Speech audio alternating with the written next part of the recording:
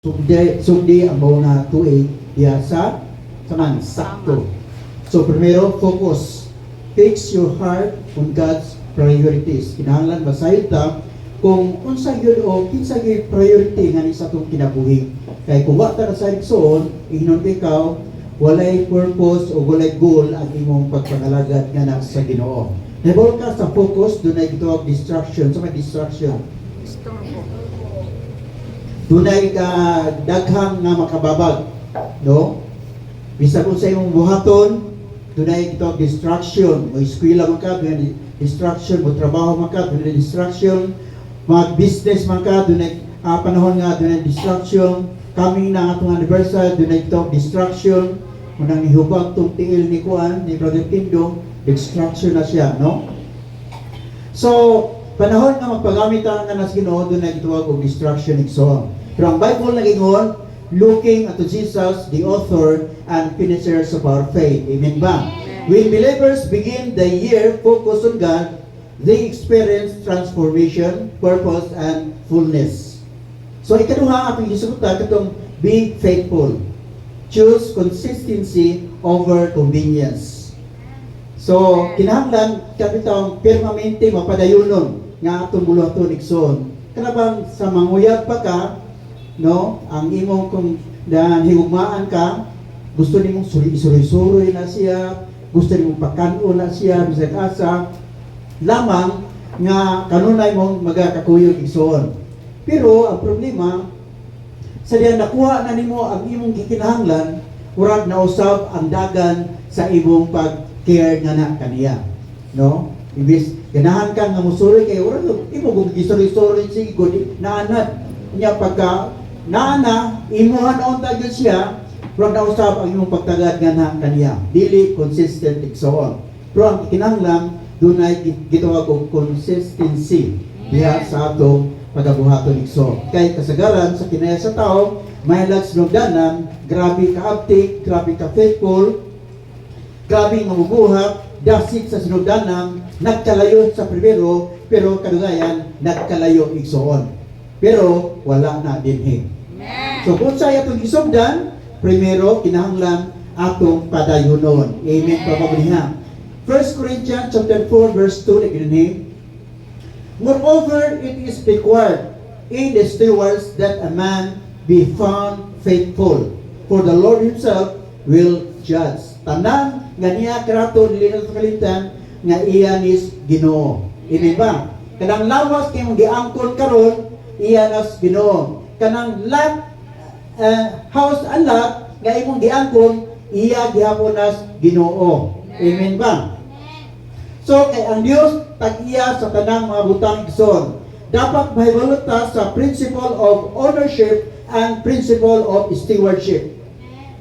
Sa principle sa ownership, ang tag-iya sa tanang mga butang wala lain kundi ang Ginoo. Sa principle of stewardship, kita mga pinilian lamang. No? Kanang butang anaan mo gipiyal nas Dios.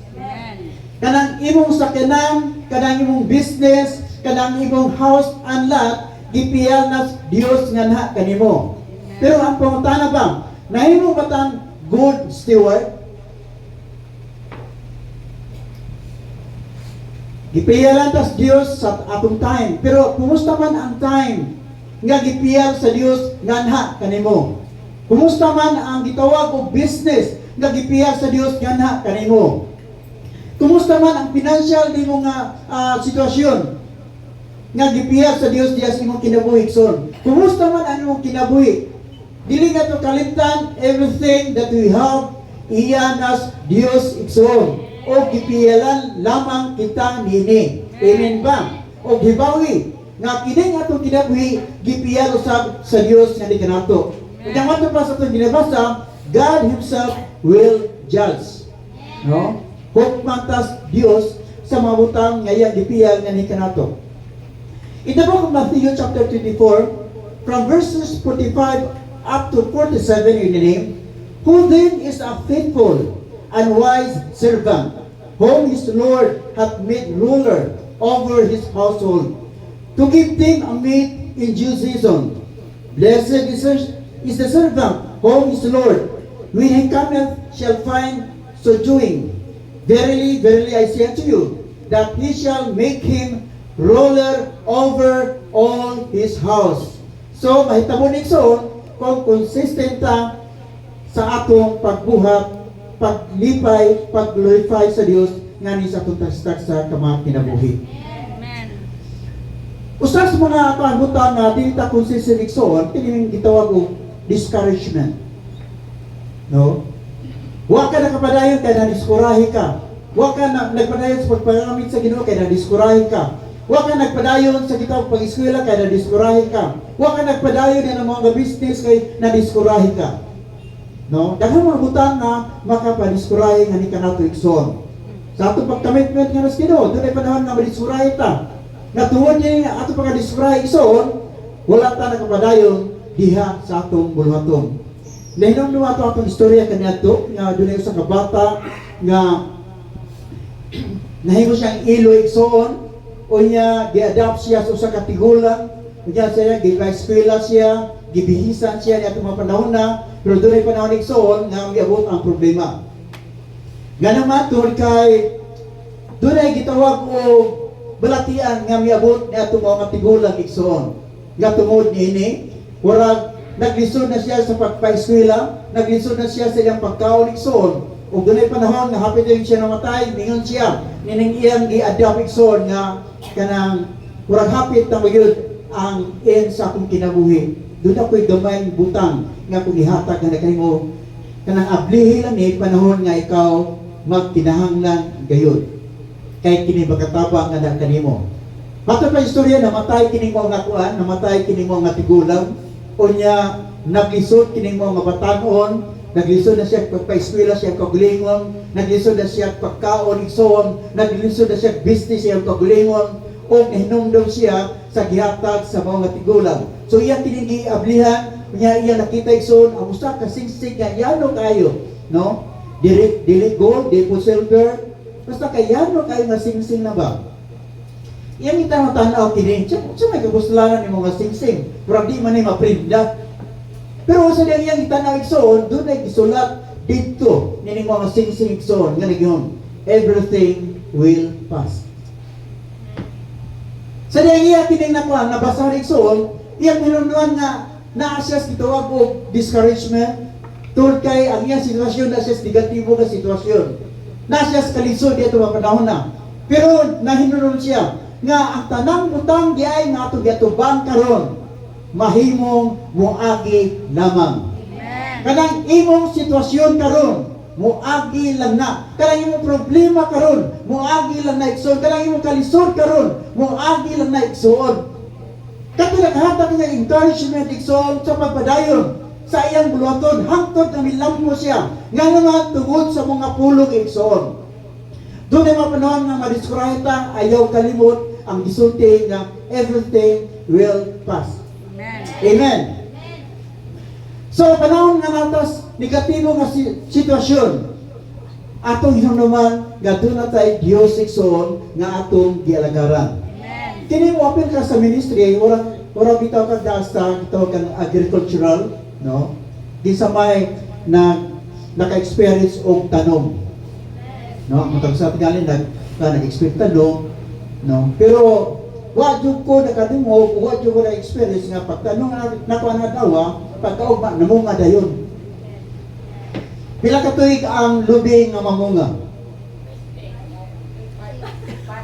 Karon ng 20 po. Ha? Oh, grabe no, kadugay? 5 years? 5 years, oh. Pero kung santol, sige ra mo kaog santol, pero mo kibalog, kuwan. So, dugay kayo. Sa atong ministry, nag-cell group man ka, kung sa may imong gibuhat, ayaw pag-exumitar nga mamunga dayon na. Doon na kay giampo nga nas Ginoo ayaw pag-exumitar nga pagkaugma naa dayon. Pagsulti, pag-share ni mas pulong sa Ginoo, ayaw pag-exumitar nakabigyan na sila. Ayaw magwaton, imo nang amumahon. Imo nang bisbisan sa mga pag-ampo.